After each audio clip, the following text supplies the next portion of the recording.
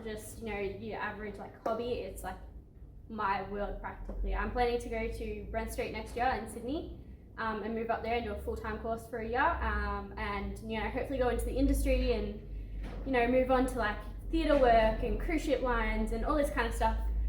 So this year it was really important to like build up everything, to build up my skills and all that kind of stuff so that I could get into the industry and dance and be a professional dancer practically.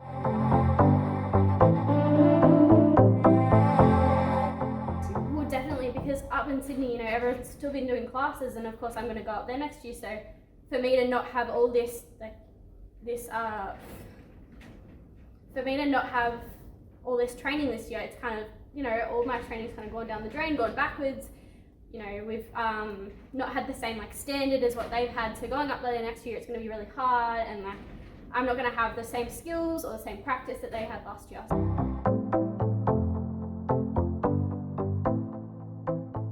It's so hard going online. The last couple of terms I've been like, yeah, I'm in year 12, I've got schoolwork, I need to pass year 12, I need to do this.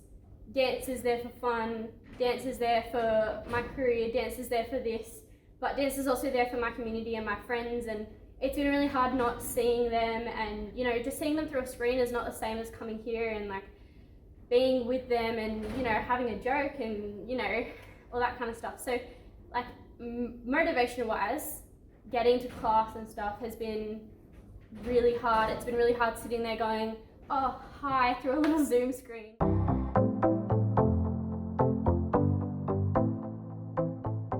For them, it's been really hard to get motivated to come to class because class is like that secondary thing, and like on Zoom it's really hard to learn and pick up stuff when you've got this little tiny screen of a teacher. So getting to class and feeling confident standing in front of that screen is really hard for most of my friends. So like seeing them at class is maybe like a once in a 2-week kind of thing. Like you don't really see anyone, and when they do come to class, they have so much fun, but it's that confidence of standing there by yourself in front of a screen for like an hour class while everyone's sitting there watching you. Like it's very daunting, and it's very like, I don't want to do this.